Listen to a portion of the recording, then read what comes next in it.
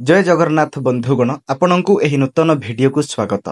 आज मु आपण मानक सहित एही सूचना शेयर करुछि जे विवाहिता महिला माने भगवान भोलेनाथ एवं माता पार्वती पवित्र मास श्रावण मासरे कौन करिबा उचित जहा द्वारा तांकर पारिवारिक जीवन रे सुख समृद्धिर वृद्धि हेबो। श्रावण मास विवाहिता महिला मानक पई बहुत गुरुत्वपूर्ण मास अटे। जेपरि कि आमे समस्त जानू श्रावण सोमवार व्रत माता पार्वती व्रत श्रावण मासरे माता को खुशी करने पालन कराए। यही कामना सहित व्रत पालन कराए जे जहा द्वारा आम जीवन में सर्वदा सौभाग्य रहिबो। प्रथम नियम बा प्रथम काम विवाहिता महिला माने श्रावण मासरे मंगला गौरी व्रत निश्चिंत भाव पालन करने उचित। श्रावण मासरे माता पार्वती पूजा करने द्वारा आपणक जीवन में सुख एवं सौभाग्य रही है। स्वामी प्रगति तांको आयुष वृद्धि हुए, आपणकू संतान सुख मिली थाए, घरे सुख एवं समृद्धि रही थाए। तेणु बंधुगण श्रावण मासरे आपण निश्चिंत भावरे भगवान भोलेनाथ एवं माता पार्वती पूजा करने उचित एवं मंगला गौरी व्रत पालन करने उचित। 2 नंबर श्रावण मासरे विवाहिता महिला माने कौन करने उचित। श्रावण मासरे भोलेनाथों पूजा सहित आपण प्रतिदिन देवी पार्वती पूजा मध्य करने उचित। आपण श्रावण मासर व्रत करंतु अथवा न करंतु, जदि आपण प्रतिदिन देवी पार्वती को सिंदूर एवं लाल फूल अर्पण करी पूजा करती तेबे देवी सर्वदा आपणक स्वामी को रक्षा करती। विशेष करी जदि स्वामी स्वास्थ्य संबंधी समस्या अच्छी तेबे आपण एही काम निहाती करबा आवश्यक। लाल फूल अर्पण करंतु, जदि प्रतिदिन अर्पण करिबा पई मंदार फूल अछि तेबे यह बहुत भलो हेबो। नहले लाल फूल अर्पण करंतु एवं मातांकु लाल सिंदूर अर्पण करंतु आउ निजे मध्य सिंदूर लगांतु। 3 नंबर हैला बंधुगण श्रावण मासरे संपूर्ण परिवेश सबुज रंग द्वारा परिपूर्ण होइथाय। तेणु एही मासरे सबुज रंगर विशेष महत्व रहिछि। तेणु प्रत्येक विवाहिता महिला माने सबुज चूड़ी एवं सबुज पोशाक पिंधिबा उचित। माने सबुज चूड़ी, सबुज साड़ी, सबुज ब्लाउज इत्यादि पिंधिबा निहाती आवश्यक। यह करिबा द्वारा देवी सर्वदा स्वामी को रक्षा करती। पार्वती व भोलेनाथ सेमानंक उपरे प्रसन्न होई सेमानंकु सर्वदा भाग्यवान रहिबा पई आशीर्वाद दियंती एवं सेमानंक स्वामी मानंकु दीर्घ जीवन पाइबा पई आशीर्वाद दियंती। तेणु आपण श्रावण मासरे निश्चिंत भावरे सबुज रंगर पोशाक व्यवहार करिबा उचित। 4 नंबर हैला बंधुगण श्रावण मासरे प्रत्येक विवाहिता महिला मंगलसूत्र पिंधिबा उचित। श्रावण मासरे कोनोसी विवाहिता महिलार बेक खाली रहिबा उचित नुहे। जदि आपणक पाखरे मंगलसूत्र नाही तेबे आपण चेन मध्य पिंधि परिबे, किंतु निश्चिंत भावरे पिंधिबा आवश्यक। बेक कदाबी खाली हेबा उचित नुहे।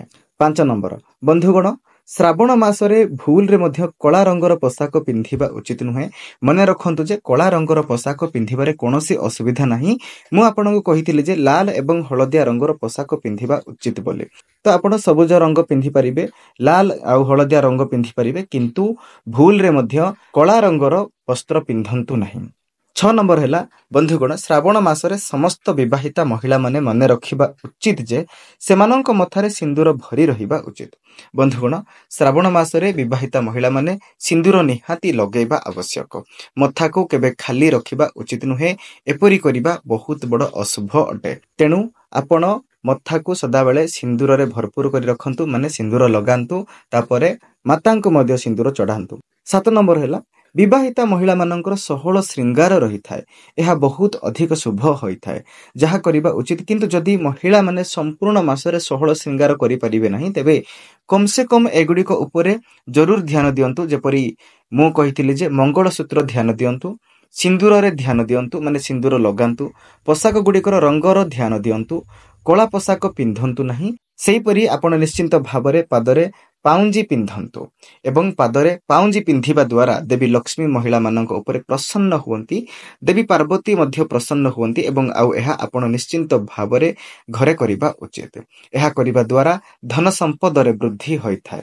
तापरे 8 नंबर हैला श्रावण मासरे जेपरि मु तुमको कहितिली जे सुहाग सामग्री किनिबा शुभ होई थाए।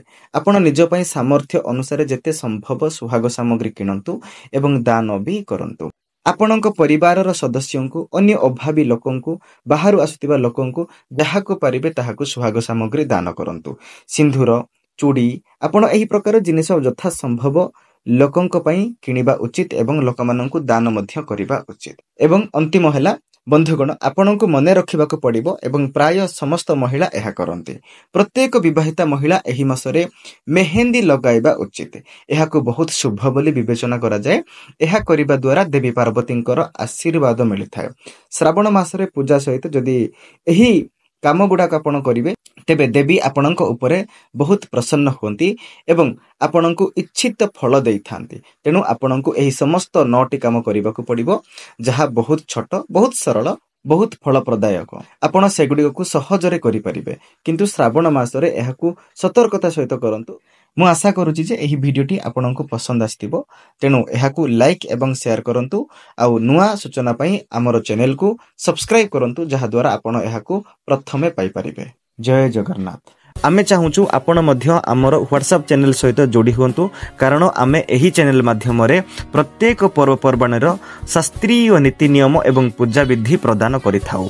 आपण आम व्हाट्सएप चैनल सहित जोड़ी हेले सेही पूजा विधिर अपडेट आपण सठिक समय रे पाई परिबे एवं तार लाभ उठाई परिबे। व्हाट्सएप चैनल रो लिंक डिस्क्रिप्शन रे दिया जायछि। हाँ आ गोटे कथा जदि आपण सरल ओडिया भाषा रे भगवत गीता सुनिबाकू चाहुछंती तेबे ताहार लिंक मध्य डिस्क्रिप्शन रे दिया जायछि।